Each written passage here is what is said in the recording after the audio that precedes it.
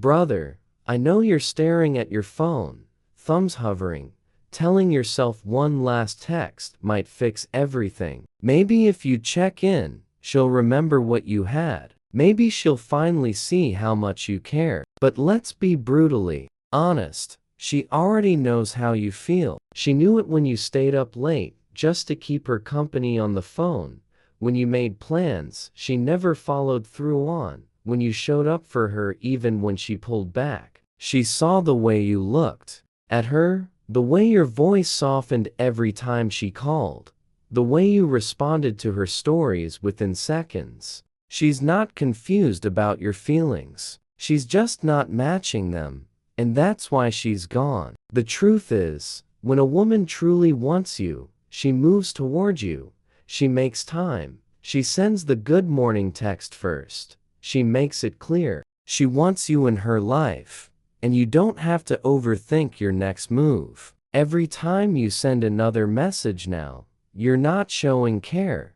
You're showing denial. You're refusing to accept that the woman who once knew your heart and saw your effort still chose to walk away. It's hard, I get it, because it feels like if you just say the right thing, you can bring back the connection. But you can't force someone to choose you, no matter how deeply you care. She isn't confused. She isn't too busy. She isn't in need of more time to think. She made her choice. And the longer you hold onto the illusion that another text might change her mind, the longer you postpone your own healing. Letting her go is not about giving up. It's about giving yourself a chance to reclaim your self-respect and rebuild your peace. You think sending that one last text is you being brave, like it's your final shot at closure, like it's the strongest move you can make. But let's call it what it really is. Fear. You're scared of silence, terrified of what it will feel like when you see that she doesn't reply, or worse, when she sees your message and leaves you on read. That silence feels like rejection, like you don't matter, the final confirmation that she's moved on without you. It feels like the death of a version of yourself that still needs her to feel whole, to feel wanted, to feel seen. But that version of you, the one who needs her response to feel worthy, needs to die so a stronger you can be born. The truth is, you don't grow by sending that one last text, by trying to reopen a door that's already closed, by keeping the conversation alive with someone who's made it clear she doesn't want to talk. You grow when you sit in that heavy silence, when you feel the ache in your chest and the emptiness in your days and still choose not to reach out, when you choose to face the pain rather than numb it with false hope. That pain, as brutal as it feels, is carving out a stronger, wiser, more grounded version of you. You have to let yourself feel it, own it, let it break you open so it can build you back up. Every time you send her another message, you're avoiding that growth, postponing that necessary pain, delaying the process of moving on. It's not strength to send that last text. It's fear dressed up as hope, and the sooner you recognize it, the sooner you can take your power back. Every time you send another message, whether it's a casual, "How have you been?" or a late night, "I miss you," you are lowering your value in her eyes. Piece by piece, text by text. She knows she doesn't have to wonder about you because you're always there, instantly replying, double texting when she doesn't answer, watching her stories, liking her posts, waiting for crumbs of attention she barely gives you anymore. You might think you're showing loyalty, that you're proving you care, that you're reminding her of what she's missing. But what you're really doing is making yourself predictable, easy, replaceable. You're training her to see you as an option she can revisit when she's bored or lonely, but never as the priority you deserve to be. The truth is, when your presence is constant, it loses its value. When she knows your time and energy are freely given, she has no reason to respect it or protect it. Real desire doesn't grow where there's no scarcity. It grows where there's mystery, distance, and space for someone to wonder about you. But every time you show up in her notifications uninvited, you prove to her that your time costs nothing, that your presence is guaranteed, that you're always available even when she's not. That's not love, that's convenience, and convenience kills attraction. It's not about playing games, it's about having standards. You have to stop giving someone unlimited access to you when they've shown you they don't value that access. From now on,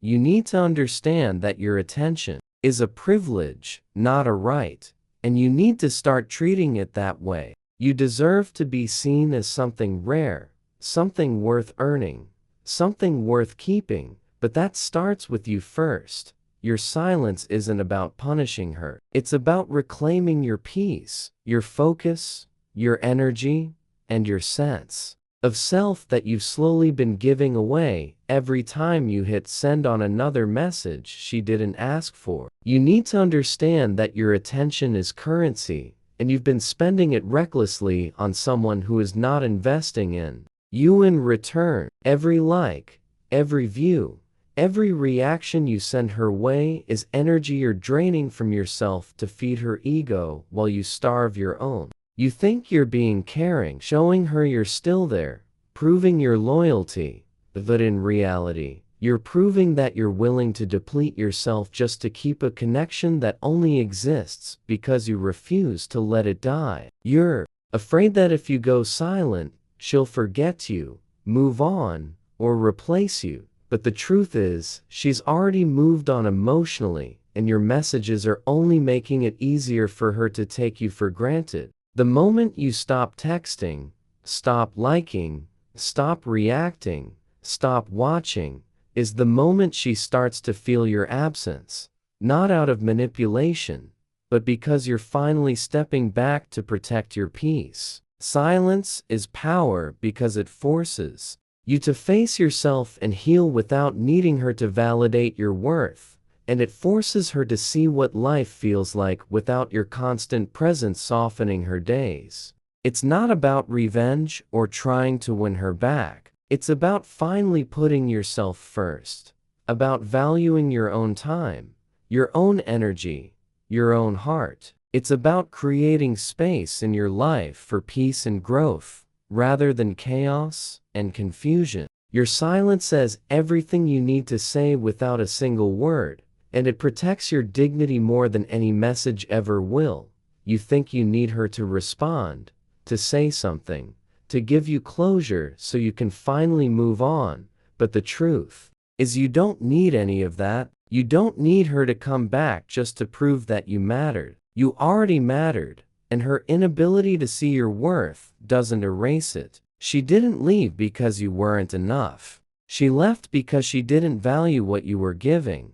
And that's on her, not you. It's not your job to convince someone to choose you, to keep proving your worth, or to argue for a place in someone's life. You don't need to keep explaining yourself, checking in, or reminding her of what you shared to be valid. A high-value man doesn't chase after someone who doesn't want to stay, doesn't beg to be chosen, and doesn't try to force someone to see what they're losing. A high-value man observes and walks away when someone shows they don't want him, not out of ego, but out of clarity and respect for himself. This isn't about making her miss you or hoping she regrets losing you. This is about stepping away so you can live in peace, heal, and redirect your energy to becoming a stronger, better man. It's about understanding that you are not here to convince someone of your worth, because your worth is not up for negotiation. If she wanted to stay, she would have. If she valued you, she would have made you a priority. If she saw your worth, she would have shown it in her actions, not left you questioning your value in the silence she created. Your job now is to let her feel your absence, not out of spite, but out of love for yourself.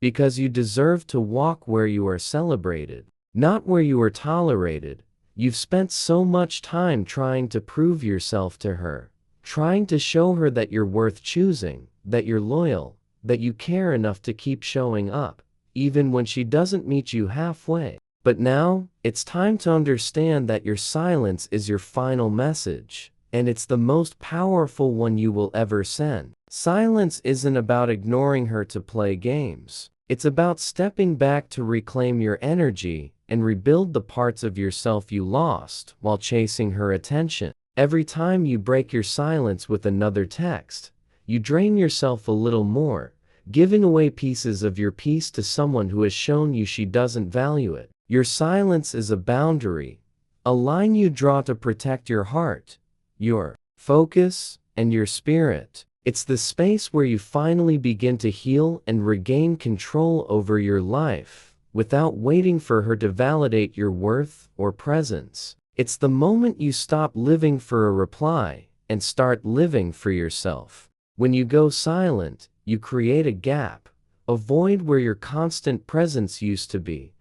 And that void will speak louder than any words you could ever send. It will show her that the man who used to chase, who used to double text, who used to give everything without being asked, finally chose himself. And if she ever did care, your silence will shake her more than your messages ever did, because it's a sign you have stepped into your power and walked away without anger, without begging, and without fear. You are not here to fight for someone's attention. You are here to protect your peace and invest your energy in people and places that give back to you. This silence is not weakness. It is strength, and it is your freedom.